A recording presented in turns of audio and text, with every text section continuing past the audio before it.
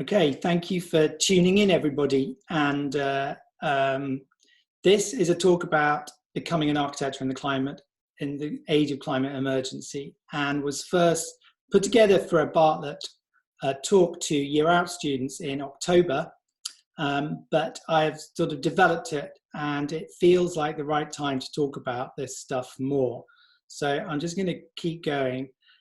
Koyaanisqatsi, really interesting film, 1982, and the name from the Hopi language means crazy life, a life in turmoil, life out of balance, a life disintegrating, a state of life that calls for another way of living.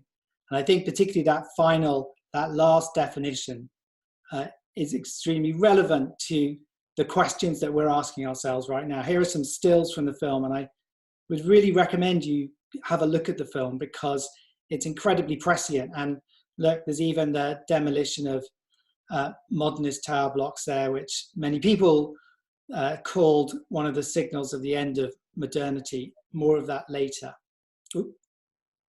Sorry, so this is in 3 parts, of course. Part 1, education. So in these troubled times of climate and global emergencies, the education of the architect is necessarily a situated political project, and context is no longer an aesthetic issue, but a societal, ecological, and ethical one. And I'm going to talk about the LSA briefly as part of this area of education that I've been involved in for the last 6 years. The LSA set up 5 years ago as an alternative school of architecture at the moment for postgraduate students, part 2s. It was set up by Will Hunter and a number of other people, but I think the interesting thing that we've been able to develop and move forward is a somewhat alternative pedagogy, in other words, an educational model that still fits into the required sign-off from the RIBA and the ARB, but very much looking through the lens of climate and the planet, among other things. So, this is very sensitive, sorry. So last year I gave a paper at an education conference, not necessarily the most scintillating for everyone, but it made me reflect on both the school as something which is an ethical venture, but also to think about at a wider level is what is the role of architectural theory, which is what I teach there. And just to read out this little part here, the paper reflects on the school's ethical agenda and asks questions on the importance of societal and political theories that inform the teaching of practice, from engaging with catastrophic climate change to the failure of government to tackle infrastructure and housing. The LSA encourages students to challenge and reimagine practice. And then in an increasingly connected but hyper-separated global environment, we find that the purpose of architecture has morphed into the appreciation of an asset, which in turn has shaped the physical environment. The cost of this approach to those not inside the virtuous circle of investment and return is an erosion of community, an increase in living costs, and the degradation of the environment. No longer is the debate about style, rather about action. It seems that when it comes to the big questions, our education is out of practice. So that's my provocation. Moving on. So as Corbusier said in his famous book that we've all read and forgotten, the problem is one of adaptation in which the realities of our life are in question. That resonance is something we must all be feeling now.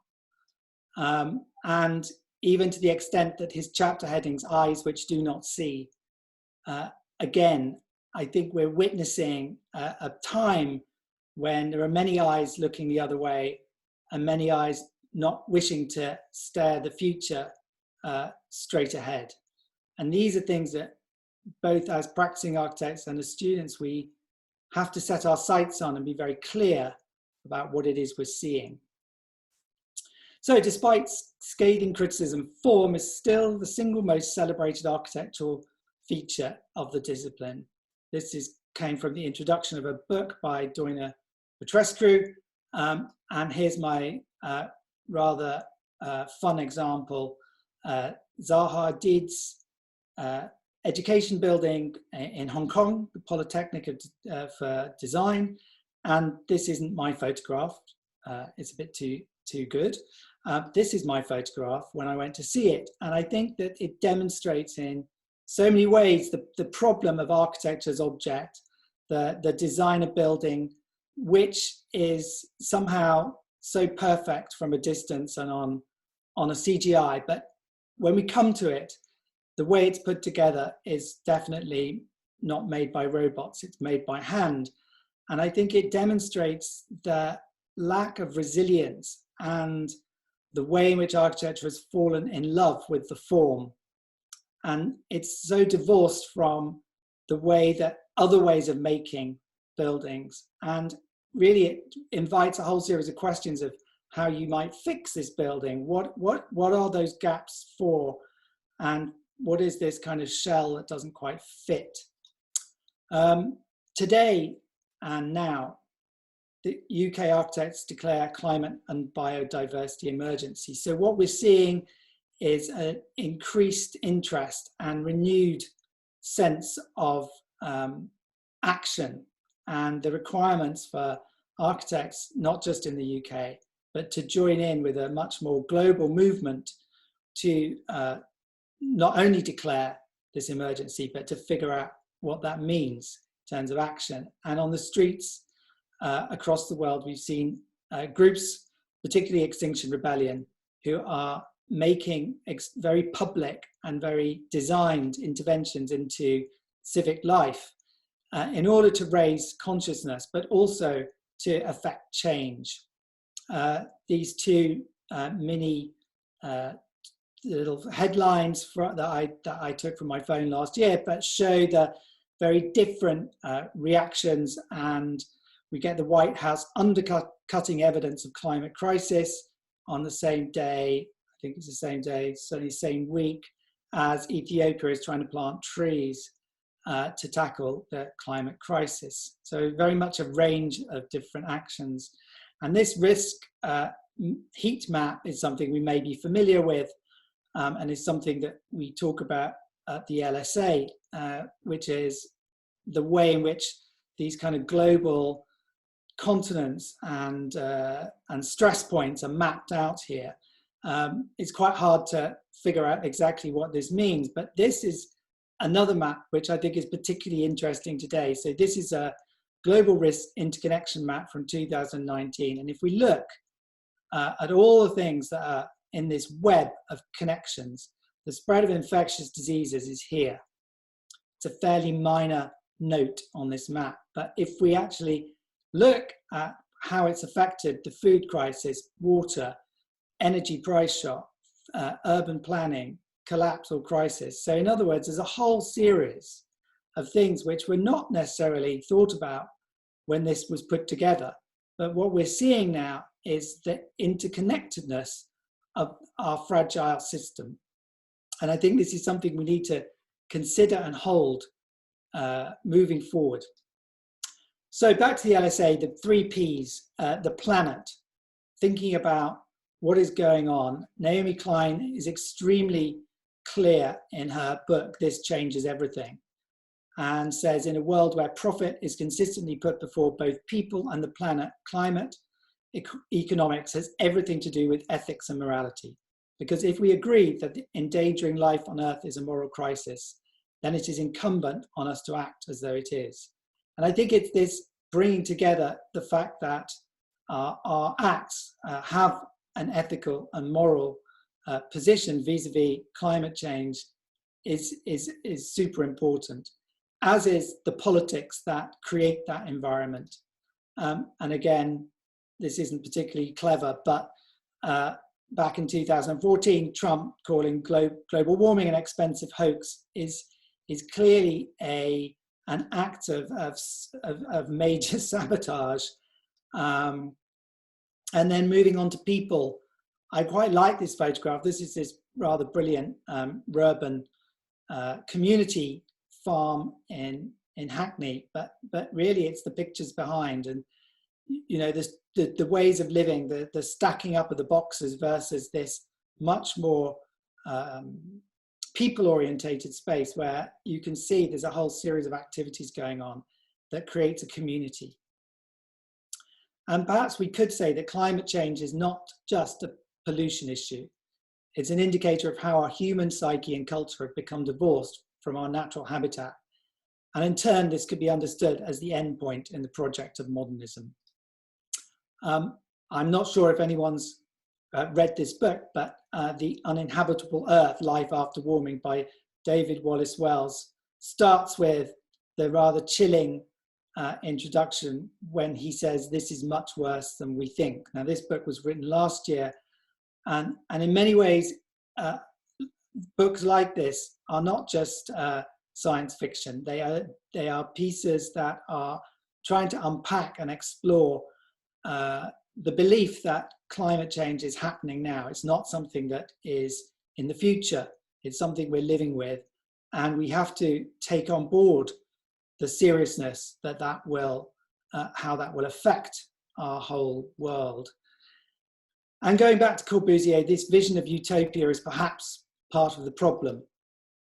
And this is dystopia, and this is Shanghai last year in smog. And so Kate Raworth puts it extremely clearly that that thing we need to do is meet the needs of all within the needs of the planet. And as a small piece of encouragement, it was interesting last week to see that Amsterdam has embraced her donut model to mend the post-coronavirus economy. And I think that seeing how some of these, if you like, theories or ideas or ideologies are being challenged by new models is really important. And as architects, I think this question of understanding what models we work within and why those potentially are flawed and how we might change them is critical to refocusing the project of architecture.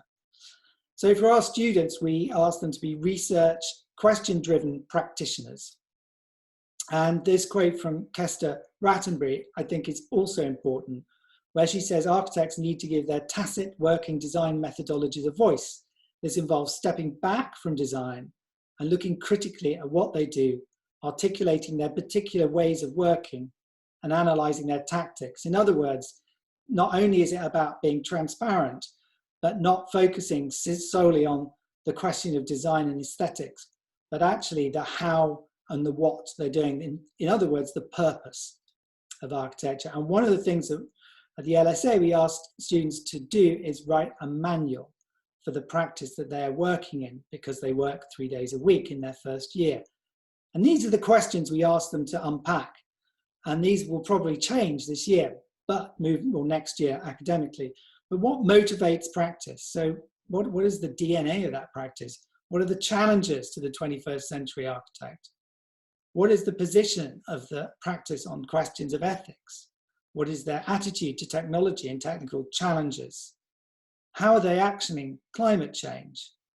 How is finance discussed? And what is the culture of the practice? What is the relationship with the building industry? And the value to end users? And finally, client relationships. These are just some of the things. But what you can see is within a School of Architecture, there's a whole series of things and questions that are very seldom addressed. And I'm just going to quickly flick through. These are some of the manuals that the students have produced, all of which I think actually feed back into the practices themselves, which is really interesting because the LSA model is very much a collaboration between practice and students. And then instead of writing a dissertation, students write a manifesto. And here is a few. So to become a gardener of the earth, Ruskinian property, a model for Britain, solidarity, a call to nature. So that's just looking at some of the work that the LSA is doing in trying to unpack these questions. But part two, I'm going to talk about adaptation. Timothy Morton is a great writer based in America. He's also an art historian. But this is one of the books that we study at the LSA, and it's got this great cover quote from Bjork saying, "I've been reading Tim's books for a while and I like them a lot." well, that's good. But what he articulates very clearly is there is a paradox. It's very clear that what to do is to drastically limit or eliminate carbon emissions. We know exactly what to do. Why are we not doing it? And in another of his pieces, he talks about hyperobjects, and he calls climate change a hyperobject, something so big that it's almost impossible to grasp. And with these hyperobjects come a series of issues of perception whereby, in the main, people tend to try and fragment them and to make them into small, tiny things that they can understand, but without necessarily linking them up to understand the scale of them. So yes, there's an iceberg more on the bottom than on the top. So if we move to the question of what are we talking about when we say deep adaptation? So this came from a paper by Professor Jem Bendel, who wrote a map for navigating climate tragedy. He spent 20 years of his life working for NGOs and government, trying to raise the profile and the issues within climate, but felt that he'd failed. And this was his response. And it's very, very powerful and quite hard to take in. But very briefly, he talks about the fact it is not a drill. And those of you who are familiar with Extinction Rebellion will recognize this phrase. And he's done a whole series of workshops, and there's a great website that is worth visiting. But I think here it's this idea of solidarity that's important, that we're all in it together. He talks about the fact the World Bank reported in 2018 that countries needed to prepare for over 100 million internally displaced people due to the effects of climate change. That's just one out of many of the pieces of information that came through this paper, which, by the way, has been downloaded to date something like 80,000 times, which is very unusual for an academic paper, let me tell you. And its starting point is understanding that we live in the age of the Anthropocene. So this is the age where human activity has actually created a geological effect on the planet. Usually geological eras last for millions of years, tens of millions of years. Our period has lasted or taken shape in the last 200 since the Industrial Revolution, but it's speeded up. And now in any kind of deep future, another species visiting the planet would be able to see the layers of which is the detritus of our own society. And Jem goes on to say, we do not know if the power of human ingenuity will help sufficiently to change the environmental trajectory we are on. And I think this ties back into this idea that modernism was the belief that human endeavor and ingenuity would be able to solve so many of humanity's issues. And in part, this has been true, but it is at a very high cost. So deep adaptation is about how we prepare for societal and ecological collapse. And he goes on to explain that when using the term social or societal collapse, we're referring to the uneven ending to our current means of sustenance, shelter, security, pleasure, identity, and meaning. I'm afraid this is big stuff. And this is where it's really important. He says we need to differentiate between doing more, better, and faster sustainability work in order to turn around the troubles and stop collapse, versus fundamentally shifting our orientations to life, death, the future, and the present moment. And it's this fundamental shift that we are talking about.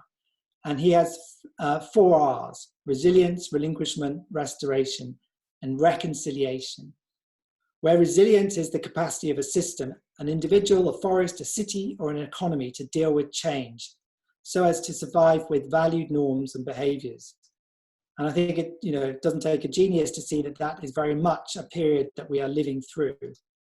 Relinquishment involves people and communities letting go of certain assets, behaviors, and beliefs, where retaining them could make matters worse. This is the very near future. This is the discussion that's going on every day across the globe. What are we letting go? What's going to come back? What should come back? And restoration. People and communities rediscovering attitudes and approaches to life that our hydrocarbon-fueled civilization has eroded. And this is, in some ways, part of the hope for the future. And I think, again, is something that we're seeing all around this country and globally, is that people are genuinely rediscovering community, and people are helping in a way that would be impossible to imagine 3 months ago. And finally, reconciliation. With what and whom shall we make peace as we awaken our mutual mortality? This is a very existential question, but perhaps one that we could argue has been dodged in the 20th century, 21st century. And in order to find out a bit more, I went to a retreat, which was called Kissing the Void in Devon last year. And this was hosted in part or attended by GEM. And there were only 18 people here. And these are the questions that were being asked. How on earth do we approach these times well? What might resource us to face our collapsing social and ecological systems with open hearts, wilder questions, and renewed capacity? In mystic traditions, soulcraft and the work of the artist, the void is a space of possibility, emergence, and the otherwise. And so we invite you to come and lean into the trouble as a lover might, tender, curious, and courageous. As we play our parts in communities and workplaces to meet these times well, we believe it's important to pause, play, and call upon the creative spirit. And certainly for me, these words now have even deeper resonance, because this is what we're finding ourselves having to do. And these are just some words at the beginning that I recorded. So we are here, so are the flies, the bacteria, interesting word, and the worms, billions of beings participating. We are giving our prayers, our thanks, our support. We're giving thanks for living with the soul. There is a precious time together, safe and secure, a place for creativity and beauty. Be rooted in your body. There are things to come out of the pores that we did not know yesterday. Compassion, vulnerability, trust, kindness, mess, awkwardness. And we did a series of pauses in this workshop where we sat and just thought and meditated, and occasionally created drawings, writings, etc. But what one can say now is that we are all paused. We are in a space where our movements are literally curtailed, where we don't have the same freedoms that we used to enjoy. And this is a space, both literally and metaphorically, in which we can think creatively and consciously. These are just some photographs that I took when I was in the retreat. Some makings and a sketchbook that I did. And one of the pieces that came out of the writing: as the temperatures rise, the warmth that's so nourished is punishing. One day at a time, life evaporates, wilting at first, lilting, tilting, collapsing. Everywhere dust, ash, smoke. Dark stains where once the tangled substance thrived. Only now I see the fragile earth. And one of the things that came out was this combination of love and rage, the anger that people were feeling for what has been done to the planet, but the love that people had for each other and the world. So that was pretty heavy. So let's move into part 3. This is where the action comes in. So return to compassion, curiosity, and respect, and what we might want to call radical hope. Certainly, Greta Thunberg has changed the way in which we can talk about and understand this climate emergency. coming from a completely different demographic and place. Olaf Eliasson in real life at the Tate last year went through the alphabet with a series of prompts, and his prompt for you was uncertainty. Hope locates itself in the premise that we don't know what will happen, and in the spaciousness of uncertainty there is room to act. And we've already seen the actions from Extinction Rebellion ricocheting across the world. And it's easy to pick holes in it, and we can question tactics and timing, scope or messaging, but climate activism works. George Monbiot, another very important, I would say, thinker of our current times, was criticized quite widely for always calling out the problem without offering a solution. So he went away and wrote a book called Out of the Wreckage, A New Politics for an Age of Crisis. And I think it's from him and his writing, what's very clear is that the ideologies that exist in the world, including capitalism and neoliberalism, are so all-encompassing and enveloping. It makes it very hard to understand or see alternative ways or different views, but that is what we have to do. And perhaps kind of moving towards the end here and thinking about what architecture in particular are doing, I think one of the things that is really changing very quickly is this sense of architecture, rather than simply being a practice concerned with design of buildings and objects, is a practice that actually embraces people, including and especially employees. And the Architecture Lobby, which is American but has a UK chapter, sent this out the other day, where it calls on employers to prioritize the health and financial security of architectural workers impacted by the COVID-19 pandemic, to provide all employees with paid sick leave, full healthcare coverage, flexible hours, remote work capabilities, regardless of immigration, citizenship, or contract status. And I think these questions of equality are hugely important in a future world.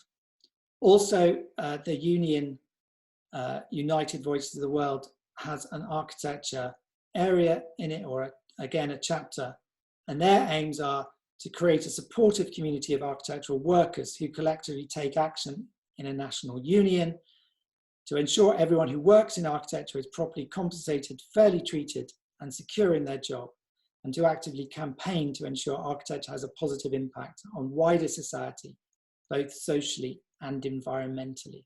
So in other words, these ethical questions that we were talking about at the beginning come to land within these kind of very clear aims. And of course, what's interesting is there's a far more, I would say, leadership here than perhaps some of the institutions that supposedly are the professional leadership vehicles or institutions.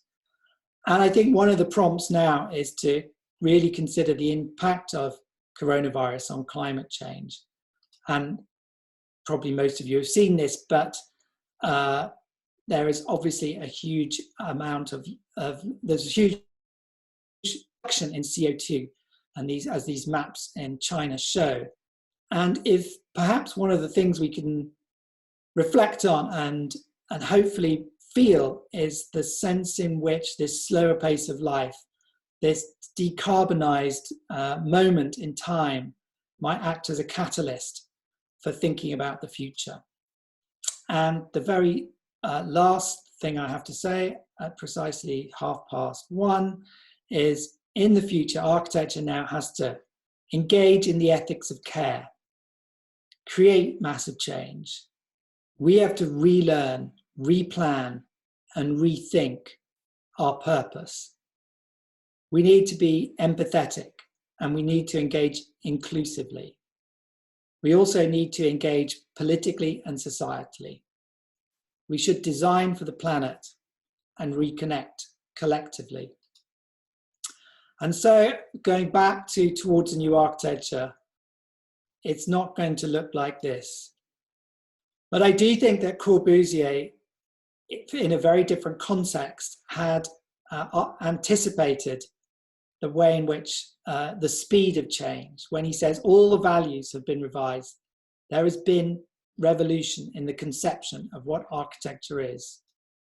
So maybe we should end with architecture and revolution. That's the end. Thank you very much. And I'm going to leave you with this miserable image of a kind of dystopian London.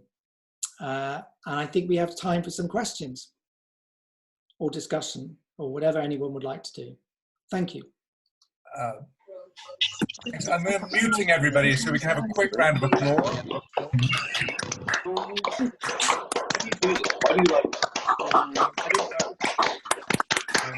And then I will put you on jam and right.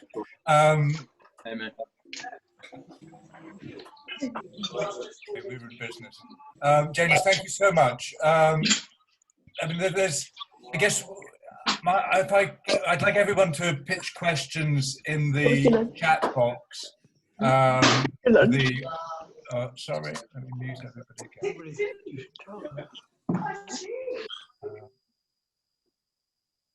That's better. I'd like everyone to pitch questions, please, in the chat box to the right, which I can already see a few coming through, and I'll pitch them to James. But James, just to kind of kick off, I mean, we always have a challenge us, the Architecture Foundation, with whenever we've addressed kind of the question of kind of climate change and how architecture should respond kind of directly. That it feels like there's sort of one kind of conversation which happens, which is about ethics and values, and another kind of conversation which can happen, which is about technical issues and about kind of the changes to our construction industry and to planning policy that need to take place for us to tackle this effectively. And it's always a struggle to kind of bridge between those two kinds of conversation. I mean, you've given a very powerful statement of a kind of an ethical position, which I can see absolutely has a sort of validity, particularly in the context of an architecture school. But I guess my question is, what do you feel that at the moment, as a practicing architect, there are the resources, the initiatives at play, which are enabling you to fulfill the ethical code that you've described? Well, indeed, no, is the short answer to that. I think we're not just us, but I think every practice is struggling with it. But certainly from the experience of being at the LSA and talking with students who are working across maybe 50 practices in London, what I'm seeing, and certainly over the period of 5 years, is these questions are no longer in the background, they're very much foregrounded. And I think that what people are experiencing and finding is that they are able to kind of situate themselves or understand that a lot of their work and a lot of the ways in which they work, their methodologies, are framed by a system which is no longer fit for purpose.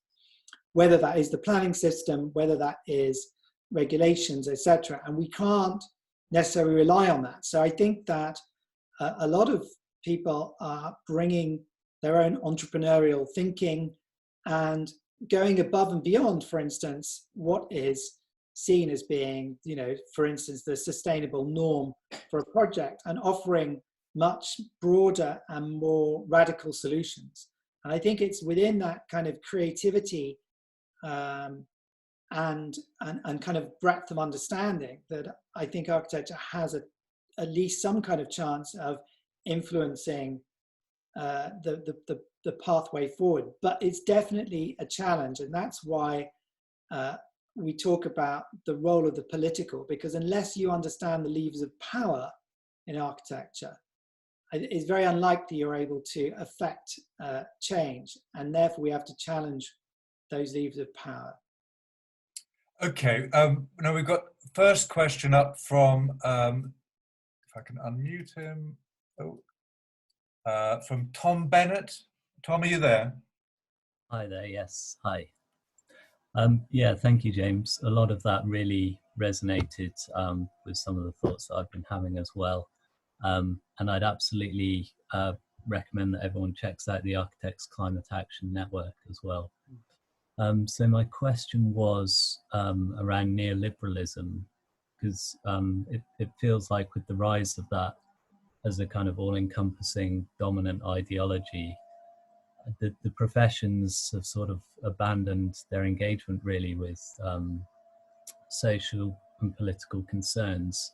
So we see ourselves as kind of somehow neutral agents, impartial to the situations that we operate within. So my question is kind of how do we break that spell, and were there actually some positive aspects to the modernist project in terms of the humanitarian aspiration that we could somehow restore or rediscover? Yeah, that's another big one, isn't it? I mean, I think part of the answer is this sense in which perhaps we as architects in general, but perhaps people in particular who are prepared to analyze and critically understand their actions and what they do, is seeing that many of those are framed within this particular, if you like, economic climate. And I think there's a lot that's been written and explored and understood now, which sees that it's the connections between things. So the fact that property prices have gone up crazily and that there's a housing shortage is not a coincidence. And certainly if you read Rainier de Graaf's book, Four Walls and a Roof, he's incredibly clear about this moment when it dawns on him that actually all of their work is to make or to create financial value for their clients as opposed to other kinds of values.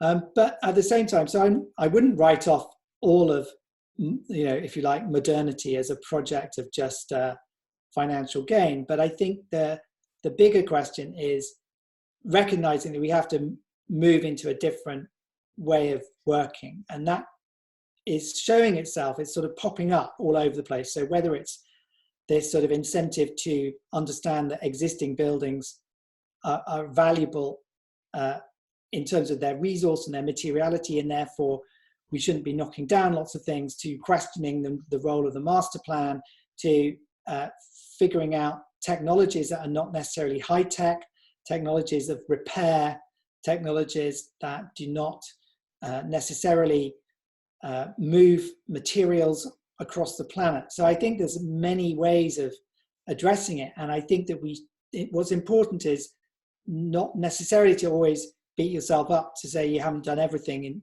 all at the same time. But I think that if people can act together and correlate, collegially, to share their learnings and to offer insight, I think that it is possible to move in a different direction. Next up, could we hear from George Brazier, please? Hi, yeah. So my question is quite a simple one. How can architecture relate issues of climate justice and climate equity? How do we fairly treat the global south? And how do we make up for the damage we've already done? That's not a simple question. Well, I think there's two parts of it. I think the equality part, I think, is important because I think, it's not just about architects, and it's about, you move into the next biggest sphere and it's the whole construction industry, and then much wider societally. And I think that questions of equality are not just about architectural production and practice. They're wider concerns that need to be addressed at a very high level. And I think that's why action and grassroots,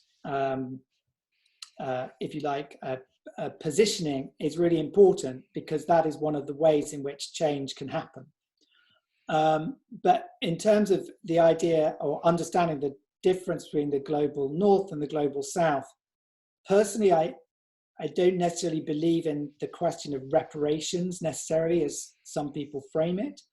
But I think that And maybe it's even happening because of where we're at now with this pandemic. But I think the balance of power globally is something that is very important to watch and again try and understand as part of a movement that could, in a time frame that is, maybe between 5 and 10 years, could actually make a big change. But this is assuming, of course, that the effects of climate change are not necessarily as significant as perhaps someone like David Wallace Wells or Jem Bendell say, because if you read their books and their reading of scientific data it's pretty scary. So in other words, this change may be forced upon us in a different way. Okay, next up we have Vin. I don't have a surname. Yeah, Vin, are you there? Yeah, yes, I'm here. Hi, James. Thanks a lot. I'm no longer a student. I left university like 10 years ago, and I practiced architecture for 10 years in the US, in UK, in Italy. And I think that university, even back then, was doing quite a good job preparing the students for climate change, equipping them with all the tools that they need to face this challenge. But in my opinion, when, in reality, it's quite frustrating to understand that the world doesn't work like this. In the practice, I'm not really embracing the same way the challenges the students think they should. And what I think is that as long as this is like profit oriented, this will never change. In the way in which, profit is not, it's not bad to go after profit if you are a practice, and things are not in the hands of architects anymore. Something has to change deeply in society. So what I'm trying to say, bottom line, what do you tell your students when they leave your course to avoid to develop this frustration of going out and not doing what they wanted to do? Thank you. Sure, that's a great question, and definitely something we talk about. And in some ways, what you are engaging is this question of the agency of the architects. At whatever level they're at, is how does the architect actually affect change, especially in areas that they believe very strongly and are committed to, i.e., tackling climate change. And certainly, you are right. It's like many practices globally struggle to make a meaningful mark or change because they are constrained by their client. However, if one believes in the wider remit of education as something that isn't just limited to the academic institute, but is something that is a process that we all are part of, and if it's about knowledge exchange and it's about sharing new ideas, new values, and at the LSA we particularly use the word critical, and we're very clear that critical doesn't mean criticizing. Critical means actually gathering evidence and presenting an alternative path or a different model or a new way of thinking. And in a very small way, I think what after 5 years at the LSA, what we're seeing is that the practices involved in the LSA, because they also do a shared design project with the students, what we're seeing is that this, if you like, this knowledge transfer, or at least exchange of ideas, is actually going up through practices to senior levels. So in other words, if education is about making change, then the way it's effective is making sure the people who have the most power are able to hear and are able to participate. And I think perhaps moving forward is being able to sort of show these impacts and to demonstrate, maybe whether it's to other institutions or kind of wider bodies who perhaps are more cynical or more entrenched, that it is possible to affect change and that we need to do it more speedily. I think that's one way we could do it. But that's not the final answer. But I think it's, even asking the question means that we're beginning to kind of think about new ways. Okay, next up we have Lucia. Sorry, if I can unmute her. There we are. So my question, I'm an architecture student, and my question is sort of coming in the theme of aesthetics. Because so once one of my tutors told me that architecture can't help but be beautiful. And in that sense, I'm wondering whether if every time there's a new movement, like there was modernism, we develop a new aesthetic language, whether we need to start thinking again of what is beautiful in order to be able to think again of the buildings we make. I wonder if you could say something about that. Absolutely. I mean, the project of making spaces, of making buildings is not going to end, but it will change. And I think that part of that is, part of the relinquishment in a way is letting go some of the aesthetic fetishism of this ever increasing kind of movement. You know, it's like album covers coming out, you know, every week. It's like, here's a new one, here's a new one. And therefore I would definitely say that from both my position and the LSA, the kind of parametric world, which celebrates how the extraordinary possibilities of computer modeling and the sophistication with which we're able to make buildings, does not necessarily mean that we should.